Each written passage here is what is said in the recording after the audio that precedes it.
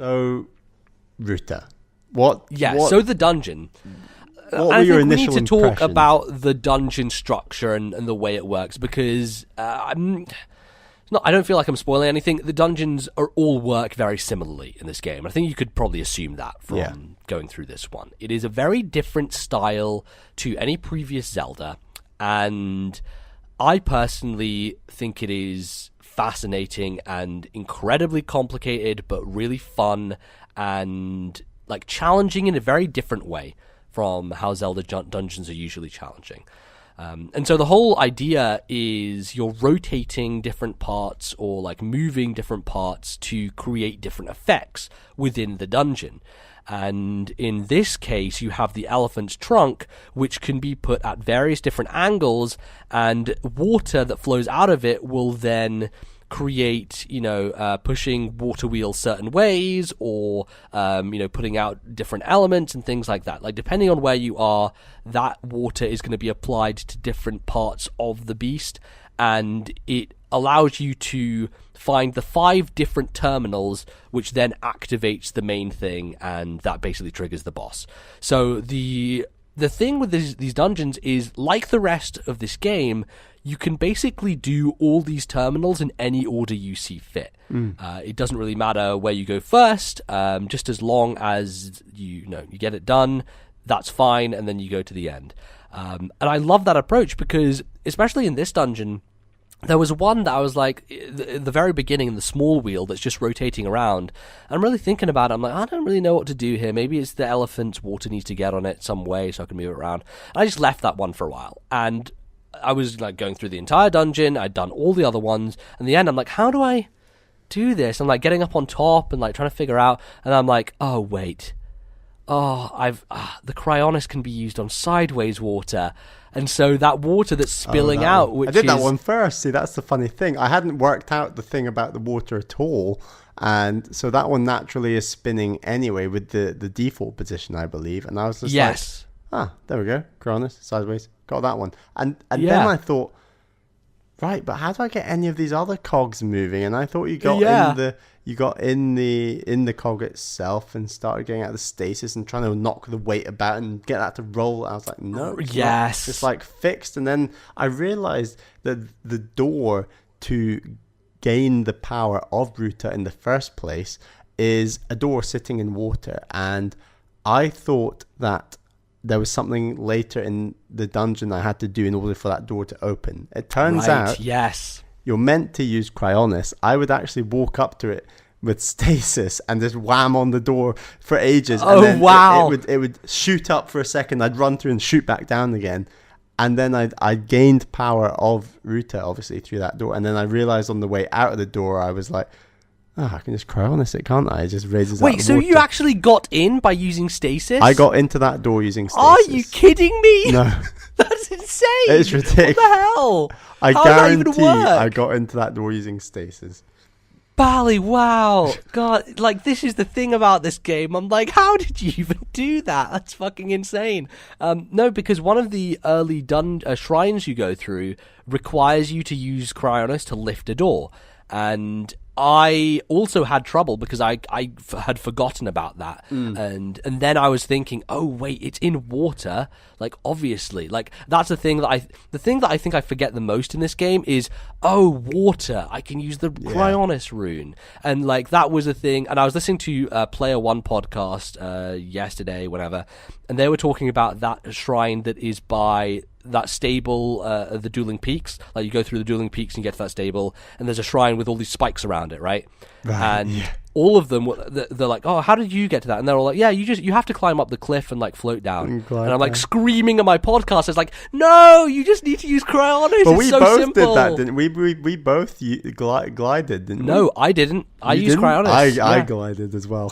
Well, there you go, Val. I'm shouting at you as well. It's like, the water is right there. Use cryonis to get on top and just in. Like, way simpler than climbing a whole cliff face and then gliding down.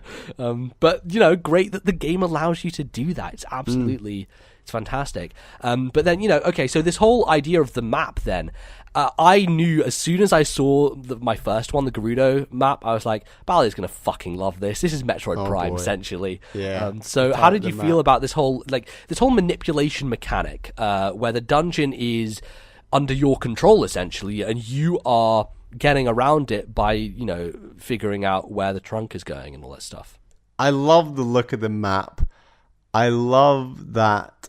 I don't want you to answer my question, but I'm going to guess Ruta is one of the more simple in dungeons, and especially in terms of the parts of its body that move. I think the trunk is just so cool and so simple, but it works so well. And I love the fact that there's like one of the points you're meant to get is on the end of the trunk, and then there's one on top, and then there's one at like a level in the middle, and you actually have to use about 3 or 4 different points of the trunk extension to complete this dungeon. And beyond that, it's the whole time you're in this dungeon, it doesn't feel enclosed. It feels incredibly open, and like you can just jump off and glide to another bit of the world if you wanted to. Like it.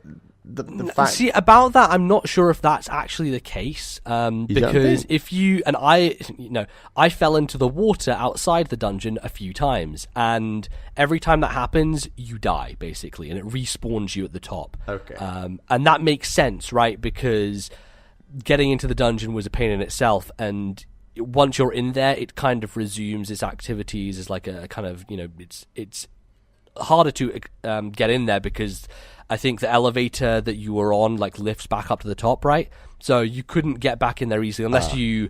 I mean, it has a shrine thing that you can teleport to, I believe. So you can teleport in and out of it. But I do love the idea that it is cased within the world, and you kind of are outside, as in like normal outside.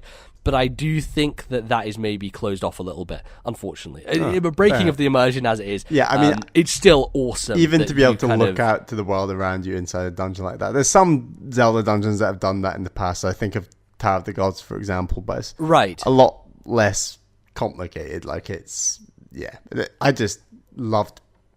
felt really grounded in the world around me by just simply being able to see it, and I enjoyed this dungeon so much. Once I sussed that issue initially, that took me 20 minutes, I had 30 minutes to work out. I just went to all the points, got onto the boss, which we can maybe talk about, and then wrapped up, and I really loved the like gliding to the end of the trunk and like resetting it, and then like sitting in the thing until it like got back to where it was. Like there's this whole area on the top of the elephant which has a bunch of malice on it, and I needed to kill one of the eyeballs to get access to a treasure chest.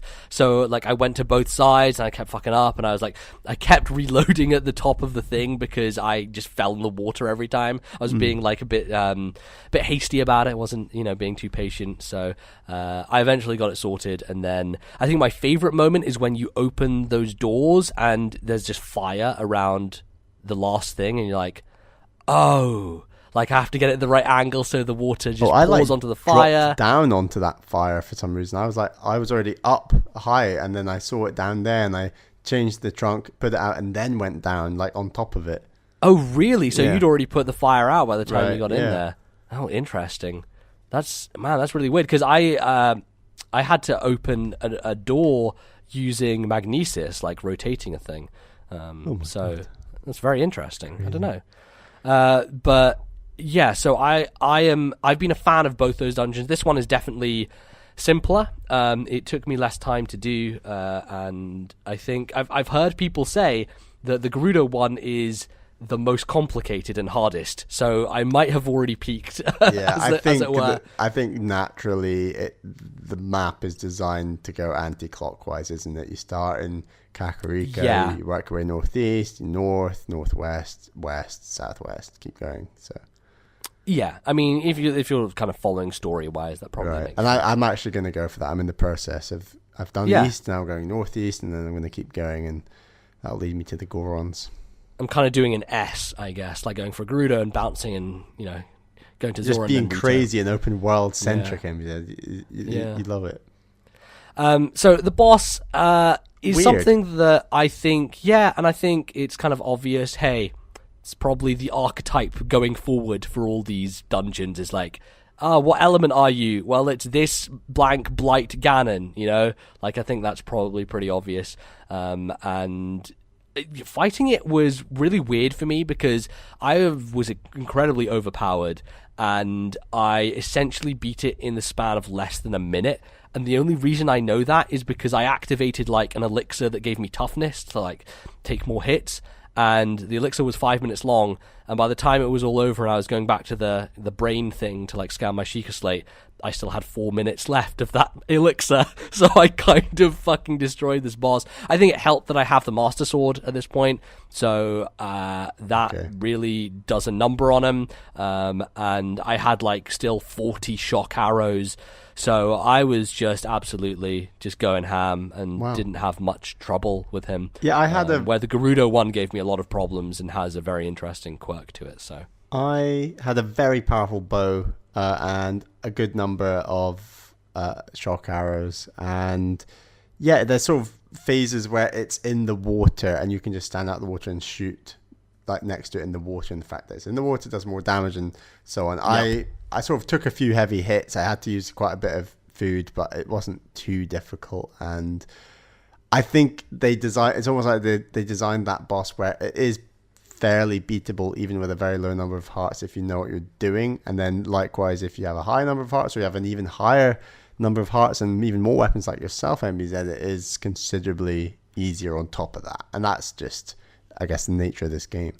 Yeah, it's hard to balance that stuff, I feel. I think it could have been cool if they maybe scaled the bosses with you, in the sense that maybe their defenses matched kind of, if they looked at like the average level of the weapons you kind of had and the gear that you were using, if they had an algorithm that scaled, that would maybe make things better. Why bother getting the weapons in the first place? Like, yeah, right, yeah, and then that kind of defeats the point. It's impossible. You can't win either way, I guess. And yeah, it's interesting. But like, you know, I've already had a really tough boss battle my first time, so you know, everyone's gonna have that, unless you're the sort of person who goes around the entire map and gets all the heart pieces and all this shit, and then goes for your first dungeon. Yeah, you're gonna have that experience at least once, I think.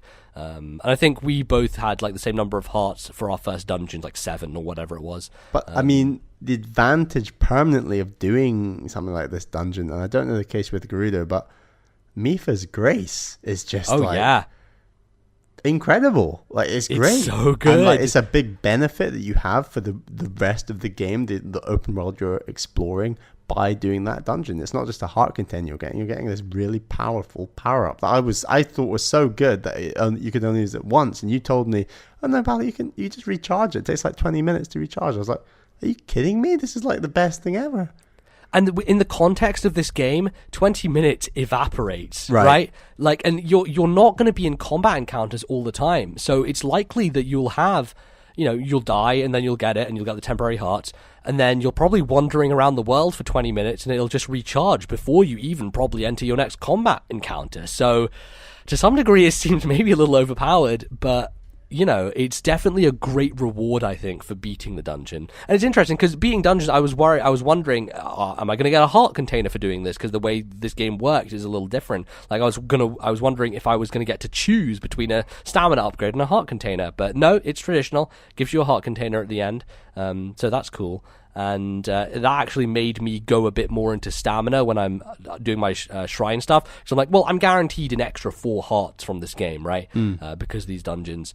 And, you know, that's helped somewhat. But overall, I just think these dungeons in premise are incredibly cool. And they break with convention, but they also still feel like a Zelda dungeon. They do. And ultimately, you're just performing traditional Zelda puzzles just on a kind of a different scale, I guess. The number of rooms in Ruta is very low. There's like that's the one thing I would say is that these dungeons feel very confined. They don't have like wide maps that you are, you know, looking at constantly and figuring out what floor you're on. Like, there's usually just like one giant room and then a few different ones scattered around.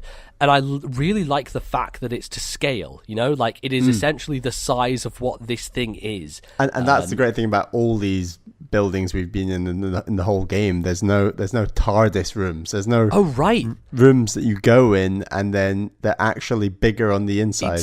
It's a very small thing, but the fact that you can just walk into a building and there's no load time and the door just opens and you're in, it's a huge deal. And and that sort of subtle thing that kind of breaks it apart from a lot of these open world games, like the lack of those loading screens makes a huge difference. And it makes it feel more real, just being, and the external architecture of those buildings, there's a lot more effort put in terms of their size and the placement of where they are in a town, for example. Like the house that Impa is in, like it's the biggest building in Kakariko, but it's also the biggest on the inside, and that you can feel that when you go in and you see her, and there's like an upstairs and a downstairs or whatever, and like it works. And these dungeons are just doing that again. Like how do you create a dungeon that relates to the overworld but also keep it confined? Oh, well, let's make these massive beasts that walk about and can relate to the story and walk around the overworld,